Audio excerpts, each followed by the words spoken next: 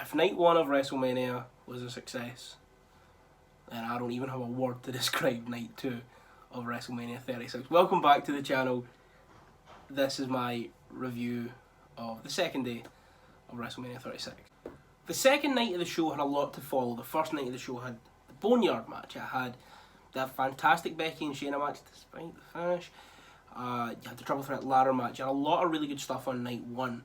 And night two opened surprisingly strong on the kickoff show with Natalya and Liv Morgan, who were given 2 more minutes. Yep, 2 more minutes exactly than Cesaro and Drew Gulak. Not to take away from Natalya and Liv Morgan. I think they're both great. I think they are two of the best in the women's division, personally. But it's weird. Maybe because they're homegrown products and fuck the indies. Probably that's why. They had a decent little match in the pre-show. Some good sequences. A lot of surprisingly stiff-looking strikes from both of them. And then in the end, Liv won with a roll-up, I think. It was a little roll-up sequence. It was quite good. A lot of trash talking. A lot of trickery. A lot of shenanigans. I enjoyed it. I thought it was quite good. There wasn't much to write home about. It was a pre-show match. You're not really going to get a great match at the pre-show except for WLC, are we? Then we opened with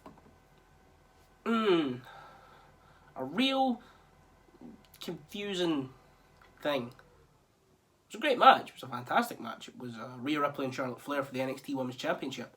Rhea Ripley had this meteoric rise to success with this unfathomable popularity that came out of nowhere at the back end of last year when she moved to NXT from NXT UK. She became this people's champion and the only credible threat really to Shayna Baszler. She looked fantastic. She beat Shayna on the last NXT of the year. She had a great performance in the Women's War Games. And then Charlotte challenged her for the title at WrestleMania after winning the Royal Rumble, which Shayna should have won.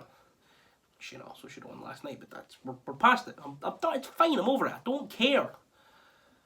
So they had a really good match, fantastic match. It's what you would expect from those two. Hard-hitting strikes, well-thought-out holds and counters.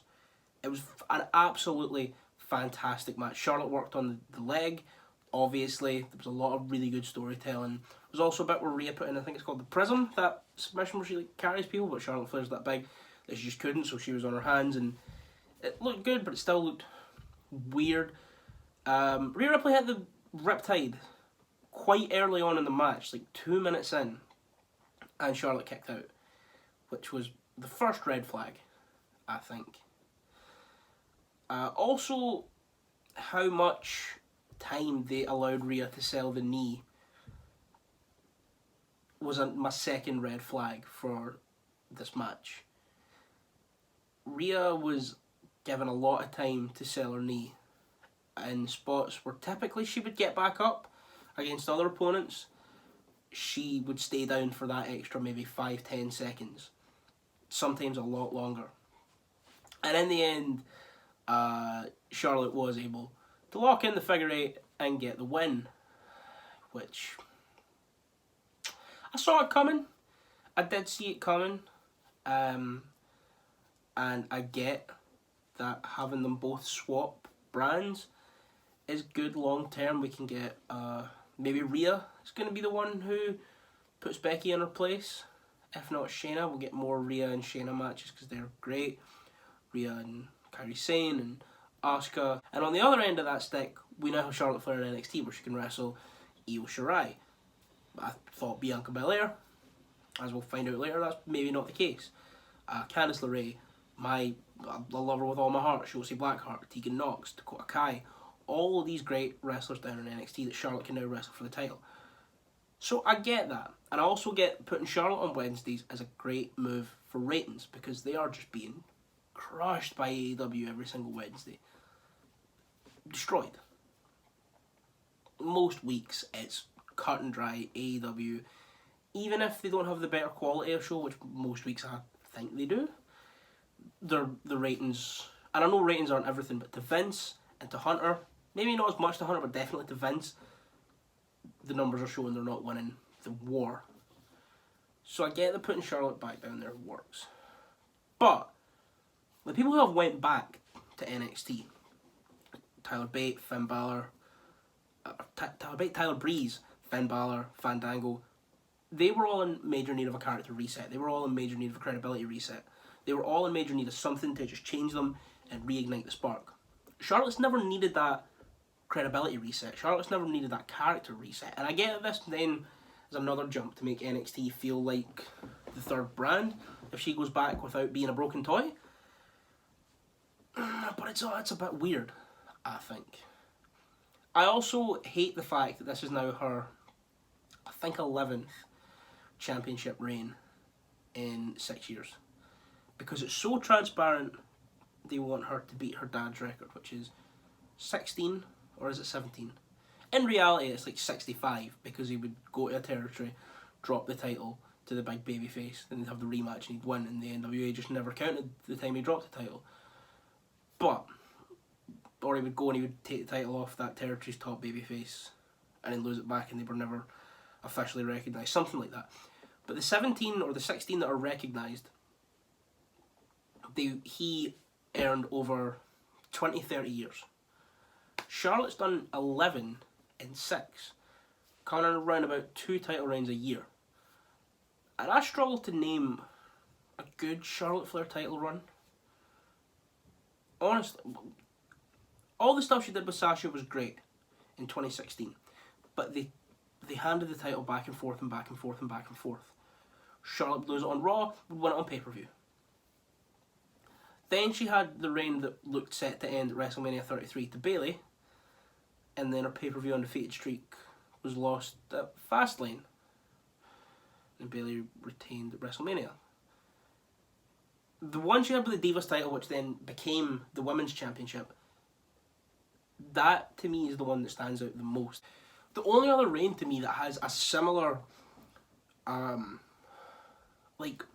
prominence in my memory is the one where she beat Asuka for the title just to drop the belt to Becky in the main event of WrestleMania last year. Rob and Asuka have yet another WrestleMania moment. That match would have been fine as a one-on-one with Ronda or a standard triple threat. I know they made Becky the champ, and she was the first ever champ in WWE history and all that crack. It was a great moment, Becky 2 belts, but their insistence to have Charlotte break her father's streak simply because they're a company that makes moments and not a company that tells story is going to hurt them in the long run, I think. Charlotte's a fantastic wrestler, but for as long as I've been watching, she's never really, since that initial reign on the Sasha stuff, had a really... She has something she could sink her teeth into, which is such a shame because she's fantastic. But the insistence for her to break her dad's streak in the most see-through, transparent media PR grab is continuously affecting herself and other wrestlers around her adversely. And I just don't think it's a good move. I get why they've done it. It's a great match. She's going to have a great match in NXT. I just would have preferred it happened differently and felt more earned. Then up next with another match which realistically I didn't care about. I liked both the men involved, just didn't care. It was Aleister Black and Bobby Lashley, and they had a good match. They had a really good match. Their styles meshed very well. Bobby at one point early on in the match was able to take advantage of a missed moonsault to the outside and hit Aleister Black with a mean looking belly to belly on the outside. Just a lot of good, both men playing to their strengths. Bobby obviously going for strikes with punches, Aleister Black going for kicks. They meshed very well. And towards the end, Bobby Lashley had him beat. He had Aleister Black up for the Dominator, and Lana got on the apron and started shouting, "No, spear him now, I want you to spear him, you're my husband." Who, Rusev, who's that? Who is this man that you speak of? And then he went for the spear and got hit with the Black Mass, and that was it. It was a good match, fun match. Nothing to write home about, but Aleister Black, Tommy End on WrestleMania, it's great to see. And I would like to see more out of them, just if they were given more freedom and a longer time to craft the story. But we know how good Bobby Lashley is. We know how good he can be. He was fantastic in Impact. But since he's came back, he's done the stuff with his sisters, and then the stuff with Leo Rush. I like that, but that's just because I like Leo Rush.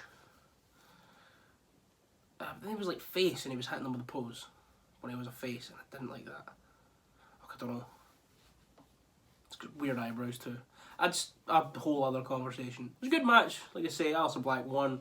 Right call, right decision. Quite good.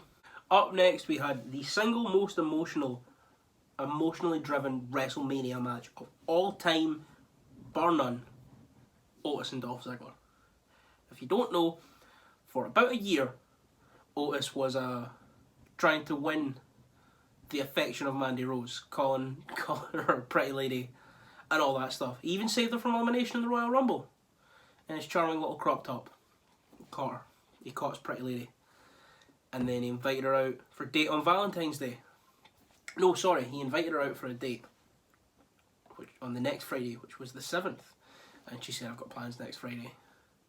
But on Valentine's Day I can go out with you. And everyone around the world collectively screamed in joy. And then they got a text on Valentine's Day saying, I'm running a little bit late. So they showed up. She was there with Dolph. She was there with Dolph Ziggler. Now they're all happy together. But it was revealed on SmackDown that her best friend Sonya Deville and Dolph Ziggler, they were in cahoots to keep Otis away from Mandy. It's despicable behaviour. God bless that cuddly giant man. It was so much fun, I'm not going to lie. Dolph came out with Sonya, who was dressed like Roman Reigns. Then Otis came out by himself because Tucky's injured. Sorry, Tucky is injured.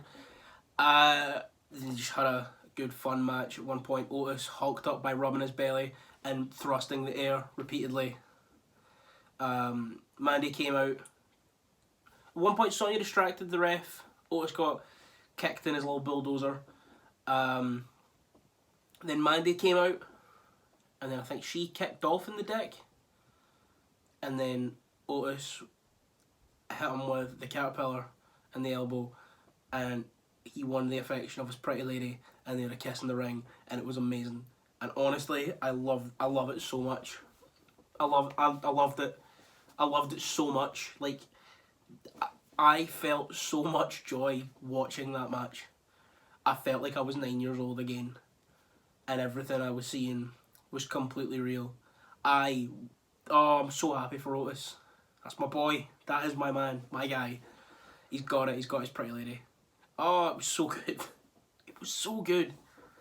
When wrestling is, at its core, wrestling, professional wrestling, especially in the Western style and the WWE sports entertainment style, is an absolute trashy car wreck soap opera.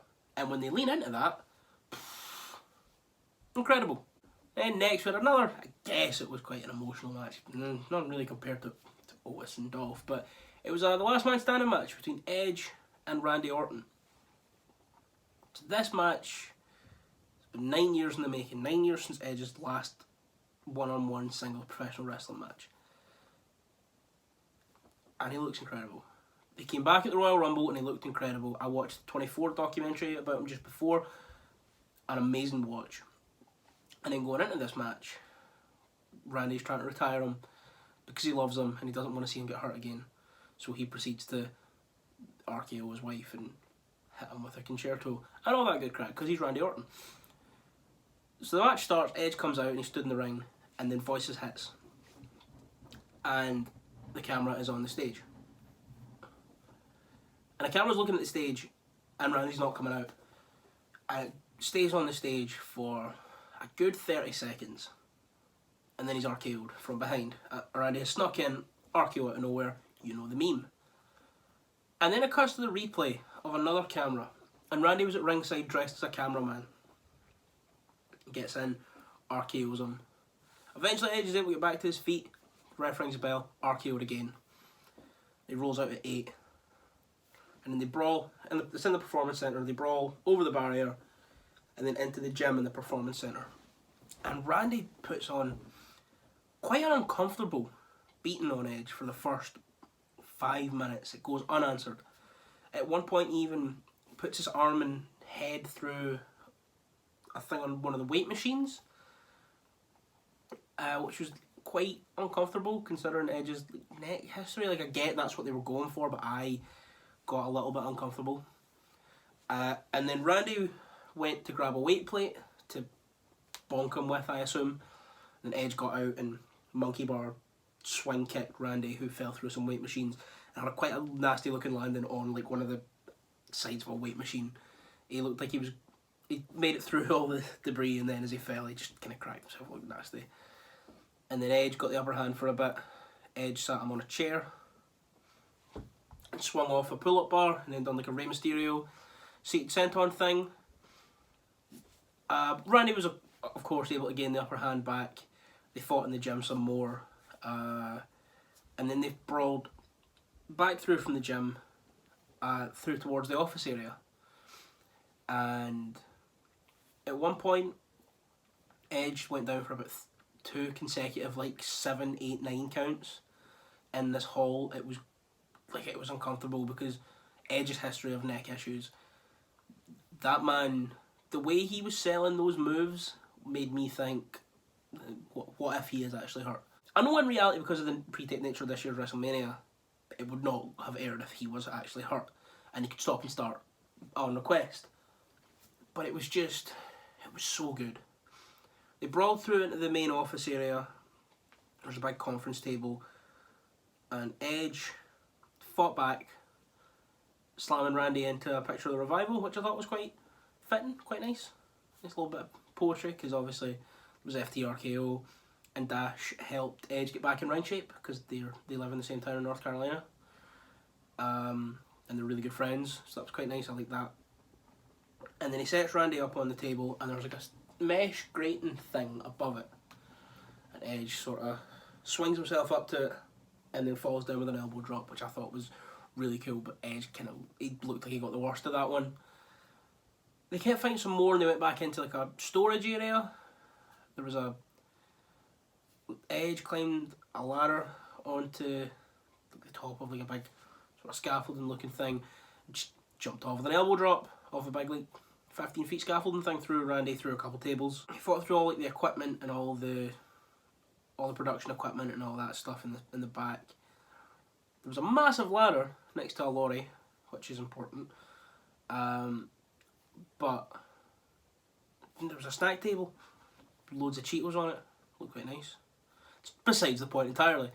They then get round to like a pickup truck next to the lorry that I mentioned, and Edge gets hit with the draping DDT into the flatbed, into the flatbed cover from the cab of the truck, and it was so brutal. There's a couple of equipment boxes then set up next to the lorry, next to the truck, and they both end up climbing on top towards the end. Keep in mind, this is now like half an hour into this match, like 30. It was a long match, and they get up to the top of this lorry and brawl in there. And Randy goes for the punt, which I thought was very interesting. I lost my mind when he went for the punt, but Edge gets up and spears him. And then he lets him up again, he goes for a second spear, and he gets RKO'd. And then Randy crawls off the truck, or off the lorry, down to the floor, grabs 2 chairs, comes back up to the lorry. At the top of it, it's not even a lorry, it's like a trailer for a lorry, it's a big like containery thing, like a production truck kind of looking thing. But they're on top of that anyway, and he sets him up for a concerto, and Edge gets up and locks in that arm triangle that he locked in on MVP, I think they said. I've not been watching Raw. Raw just makes me just existentially sad every time I watch it. But apparently used a submission on MVP, choked out Randy, set him up, concertoed him, and just stood looking over at Randy Orton as the ref counted to 10. This match was amazing. This match was absolutely incredible. So my girlfriend was watching it with me. She had really no prior experience of professional wrestling before we got together. So she got bored quite quick. She got bored after like 15 minutes. But as someone who's been around watching wrestling for 14 years now, knowing the history of Rated RKO, Edge and Orton's singles careers, as well as the stuff they've done together, every single second of that match was earned. Every single second of that match was built to. Every single second of that match served a purpose. Everything they did seemed to build on something, seemed to work layers deep. outside of it just being a regular standard move. Whether it was Edge's neck, their history as friends, Edge's his relationship with Beth Phoenix, Randy's own bringing back the punt, bringing back the psychotic character they had in 2009. Every single second of this match clicked into place. Everything fit together perfectly, and I think it was one of the best matches I've ever seen in my life. Tad long, but also Edge is back. Edge is back after 9 years, and he went 36 minutes.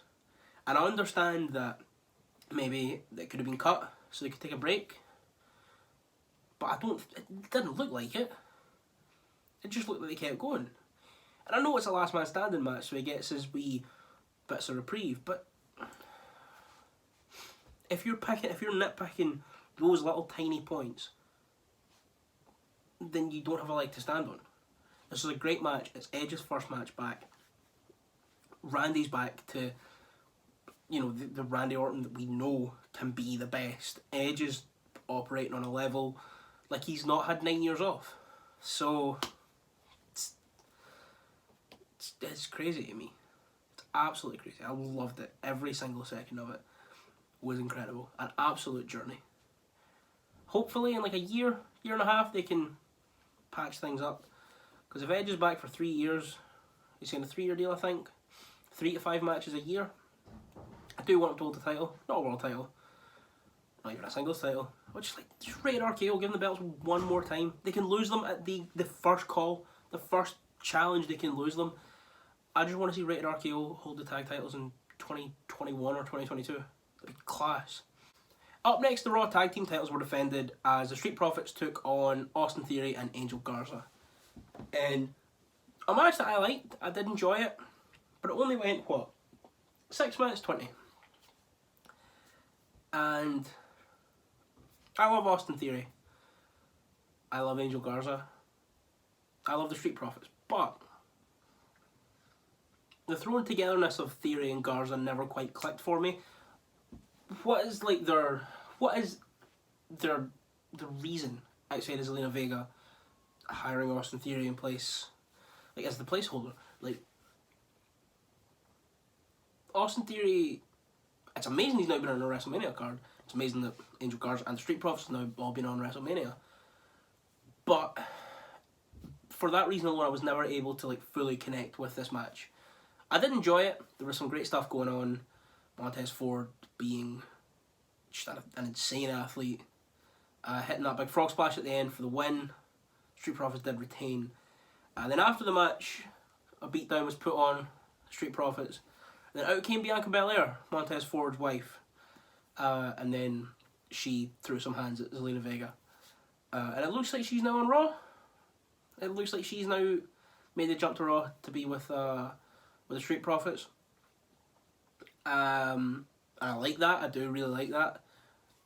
It's just, I don't know, this match never clicked for me, really. And the Bianca Belair stuff seems really out of left field, because it seems like she has, to me, it seemed like she had still some unfinished business with Charlotte. And I know they had their match, but I thought she was going to be the first person Charlotte would take on, and then maybe she'd make the jump. But I don't know. I'm happy for her that she's gone to Raw. Hopefully she's not... Well, the Street Profits, I like the Street Profits, so she should be fine. I'm going to say this match was good. I enjoyed it. I just could never fully get on board, if that makes sense. Which is probably just a reflection on the fact I don't really watch the product. But, yeah. Then we had the fatal 5-way elimination match for the SmackDown Women's Championship. So we had champion Bayley defending against Sasha Banks, Lacey Evans, Naomi, and Tamina. So I had my reservations about this match. Looking back to WrestleMania 33 when they had the 6-pack challenge for the SmackDown Women's Championship, which lasted 8 minutes. No one really came out of that looking good, really. It was lost in the shuffle because they had the 4-way earlier on in the show. I was worried about this, because not that they're not incredibly talented, incredible performers, but all the hype was in and around Becky and Shayna and Charlotte and Rhea. And the money seemed to be, the smart decision seemed to be, just pull the trigger on Bayley and Sasha, finally. After all these years, nearly 5 years later, you can finally just do it. But, you know, they didn't. And like I say, I don't watch a lot of main roster. I watch it when I can, or if I remember to. So I'm not entirely sure of the circumstances leading into this. I don't remember seeing a video package unless I just missed it when I was at the toilet or something. But it did to me seem like such an odd thing to do when they have such a proven main event with Bayley and Sasha. But it worked. It was really good. Every single person in that match played their part perfectly. Naomi and Lacey apparently have an alliance. At the start of the match, the four smaller women all teamed up in an effort to eliminate Tamina from the fray. And I believe she was eliminated by Naomi and Lacey, eventually. Tamina also, I should say, looked like an absolute star. Never been a massive fan of Tamina. I get that she's good, and I get that she's been around for ages. And there is obviously the Tamina train meme, which, all aboard. I've got a ticket in the first class. But I've never really been fully invested in it. I get that she's good, but like, being good in WWE doesn't take you far. And her as a character has never clicked with me. Her speaking has never clicked with me. But in this match, she looked great. I thought she looked really good. And then she did get eliminated, like I said.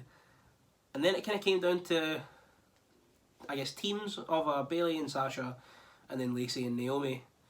Eventually, Naomi went out next after some double teaming and what have you. So then it was just down to Lacey Evans, Sasha Banks, and Bayley. And in this last 6 or 7 minutes of the match, Lacey Evans, a performer who I have never cared about, never liked, never got. Watching her matches never, to me, was fun. Until last night, had never enjoyed a Lacey Evans match. She was incredible. These last few minutes, she really came out of nowhere. Her and Bayley had a fantastic little match within a match. And absolutely killed it. What happened is, her and Sasha were teaming up on Lacey. Bayley went to run in for a knee, and Lacey moved, and Sasha got hit and got knocked to the outside of the ring. And then for the next few minutes, they squared off. Then Sasha came back in, squared up to Bayley and was like, "What are you doing?" Then Bayley shoved her out the way, saving her friend from the woman's right. And she blocked a woman's right, I think, and then spun Lacey round, who clocked Sasha with a woman's right then, and pinned Sasha Banks. And then her and Bayley had a little another little mini match to a match kind of thing right at the end for the last 2 or 3 minutes or so. And then Sasha got back in, got involved again. I thought she was going to cost Bayley the championship, make a star out of Lacey, who, like I say, looked incredible. I should mention Bayley spent a lot of this time working the hand, like tying her hand in the tag rope so she couldn't go for the woman's right. She then had like this incredible moonsault. She was on the second rope, sprung up, done a 180, and then went off the top. But then Sasha came in right at the end when all was looked bleak for Bayley. Hit her with the backstabber, and then Bayley hit the little face crusher kind of move, I don't know what you call it, don't even know how to describe it really, and then picked up the victory. And as Bayley was there celebrating, Sasha just celebrated with her for a little bit and then stood on the ramp and just kind of looked a bit despondent. I thought this match was fantastic. Like I say, a year ago if you would tell me there was a match with Naomi, Sasha Banks and Bayley, also with Lacey Evans, and I would be saying Lacey Evans was the MVP in that match, I'd have absolutely smacked you. But I don't know what's happened in this past year or so. She's been drinking that Bray County Wicklow Ireland water. She's been drinking the water from Ayr, Winnipeg. She looked amazing. And now going forward, hopefully they do. I imagine they're pulling the trigger with Bayley and Sasha. They can't not. It's looking like SummerSlam now, 5 years on from when they had that match at TakeOver Brooklyn, the first TakeOver Brooklyn. So looking like they're finally going to pull the trigger at SummerSlam 5 years later, which would be really nice. Weird result, but looking at it now, instead of looking at it going into WrestleMania, I agree with. I think it was the right call. So next up, we had the Firefly Funhouse match. And I had no idea what to expect. after the Boneyard, I knew it was going to be something cinematic like the Boneyard match. But I had no clue. And the beautiful twisted mind of Wyndham Rotunda it's a wonderful thing. So the match started, and Cena's music hits, and the camera pans across the Performance Centre, and Cena runs out to the ramp in the Performance Centre, and I'm thinking, oh, we're just going to get like a standard match? But I was thinking they can still do like weird stuff because it's pre-taped. They can still make weird decisions and do fun, inventive stuff due to the nature of it being pre-taped. But then it all started going down, it started crackling, and there was a welcome to WrestleMania thing was happening. It was getting more and more distorted and deranged. And then it cuts to the Firefly Funhouse, and there's Bray. He's waving and he's doing all that stuff. And then he walks through the door at the back of the Firefly Funhouse. And then it pans right into the sign on the door, it pans back out, and John Cena is stood in the Firefly Funhouse. And Ramblin' Rabbit tells him, Bray's through there. That's where you find Bray. So he goes through the door, and he comes out on the other side, and Bray stood in a ring. Bray's in a ring, and it's totally blacked out around the side. You can see nothing but the ring, just a spotlight on the ring. And he starts cutting the Kurt Angle promo from SmackDown in 2002. That if anyone in the back thinks he can go out here and hang with Kurt Angle, but obviously he says, Bray Wyatt, come out here and face me. And then John Cena emerges. The SmackDown fist is there, just on the ground. And John Cena emerges in his little orange trunks in his boots. And he gets in the ring. And Bray has the microphone. And he says, you know, what makes you think you can step in here with Bray Wyatt? John screams ruthless aggression, goes for the slap, Bray ducks. And then he taunts him some more. And John just screams ruthless aggression again, goes for another one, Bray ducks it. And this happens about 3 or 4 times. And then, I believe, they go back to the 1980s. The Saturday Night Main Event. I think that was what happened next. It all happened in such a weird, wonderful way. And they play the Saturday Night Main Event from the 80s. They play that intro, although Mercy the Buzzard's in it instead of someone. He pops at his box. And then Bray stood behind an old-timey blue steel cage, and he says, you know, here comes my opponent, or my tag team partner. And he just basically starts cutting a promo, kind of describing Hulk Hogan, saying who needs talent when you've got muscle, you know, who needs to be a good professional wrestler when you're jacked. Welcome my tag team partner, Johnny Large Meat. Johnny Large Meat. Then out comes Johnny Large Meat. He's got his pumping. He's working out and he's screaming. Then his arms stop working, and as well, Bray's in the Wyatt Gym thing from the Muscle Man dance. Then he runs away, and Cena follows him. And then he comes back out in front of the SmackDown Fist, dressed how he was at WrestleMania last year when he done the Dr. Thugonomics thing with the Word Life things and the Yankees jersey and the chain. And he gets in the ring and he starts battle rapping Bray.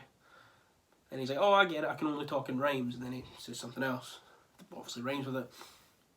And he's being really mean to Bray, and Bray's like, that's not nice, you're hurting my feelings. Then he goes for him. Bray's in the corner.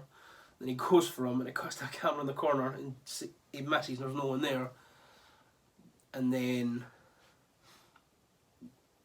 Bray's behind him, but he's now got the chain from around his neck, wrapped around his hand, and he punches him.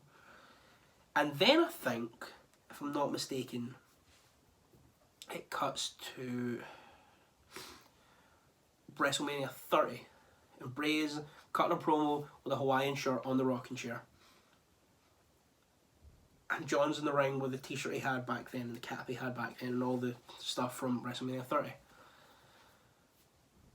And Bray gives him a chair, and he says, back then I gave you the chance to do it. And he gets down on his knees, and he's like, do it, hit me, finish what you started. And then as he swings, Bray disappears. Some more shenanigans. I think I'm getting this in the right order. All these things happened at one point or another. Then we went to more Hulk Hogan stuff. Cut to WCW Monday Nitro. And Bray Wyatt's in the ring. leather jacket on, NWO shirt, and he's cutting the Eric Bischoff promo, saying, "Let me introduce you to the coolest man in professional wrestling." Bang! And then out comes John Cena to the NWO theme, dressed as Hollywood Hulk Hogan. Well, not really, he's just jeans and an NWO t-shirt, but with the NWO spray painted World Heavyweight Championship. And he plays the guitar and he comes down to the ring and they do a weird, they keep too sweeting, and he's basically comparing them to Hulk Hogan and how he buried people without any regard for the future, because it was all about Hulk Hogan. And then I think this is the point where John snaps out of it and starts raining punches down on Bray, and the camera pans out and he's just punching Huskus the Pig. He's just punching fuck out Huskus the Pig. Oh, I forgot to mention, I think it's during this bit, throughout it we see oh no, sorry, the first thing that happened actually when John Cena went through the doors was the little puppet Vince McMahon saying, "You need ruthless aggression, you need ruthless aggression," and then he came through in his trunks. But the puppet Vince McMahon and Mercy the Buzzard are on commentary, and I think it's at the NWO bit that the puppet Vince McMahon says such good shit, doesn't even get beeped. It is such good shit. It is, oh, it's such good shit. Obviously it's such good shit is the notorious line that Vince McMahon apparently said to Dean Ambrose when he told him he was going to be getting injections like in his arse on Raw, because that's funny, because he became a germaphobe who wore gas masks. So he hit out with "It's such good shit," which I lost my mind at. But yeah, as it pans out, he's beating on Huskus the Pig, and then the Fiend appears behind him. The Fiend hits him with a mandible claw, and then we start hearing John Cena's words from SmackDown a few weeks ago, and he says, "At WrestleMania, I'm going to right the wrongs of 6 years ago and finally put an end to the most overhyped, overvalued, overpushed, overprivileged WWE superstar of all time," as the camera zooms in on John Cena's face. Ian spins him round, Sister Abigail, mandible claw, Cena goes to sleep, and then it cuts to Bray, dressed as Bray, Firefly Funhouse presenter Bray, counting the pin. So it's like 1, and then it cuts back to the Fiend, choking him out, and then it goes back to Bray 2, and then same again in 3. And then the Fiend stands over him like that. Camera cuts, John Cena's at the ring, Fiend's in the exact same position. So that was the Firefly Funhouse match. It was an absolute fucking LSD trip of a wrestling match. It is the most wanky, dickhead, like self-absorbed,